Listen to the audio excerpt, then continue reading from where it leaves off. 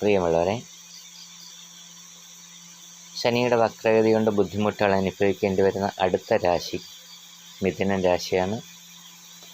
ഈ രാശിയിൽ വരുന്ന മകയിരം 1, 2 പാദങ്ങൾ, തിരുവാതിര നക്ഷത്രം, പുണർദം 1, 2, 3 എന്നീ പാദങ്ങളിൽ ജനിച്ചിരിക്കുന്നവർ ഇക്കൂട്ടർക്ക് തൊഴിൽ മേഖലയിൽ ശക്തമായ എതിർപ്പുകൾ നേരിടേണ്ടി വരുന്നതാണ്. അതുപോലെ തന്നെ അവസരങ്ങൾ നഷ്ടപ്പെടുന്ന അവസ്ഥയും, ബിസിനസ്സുകാർക്ക് നഷ്ടങ്ങൾ ഉണ്ടാവാനുള്ള സാധ്യത, അതുപോലെ തന്നെ ബിസിനസ്സുകാർക്ക് വളരെയധികം അധ്വാനം അല്ലെങ്കിൽ കഠിനാധ്വാനം ചെയ്യേണ്ടി വരുന്ന അവസ്ഥ,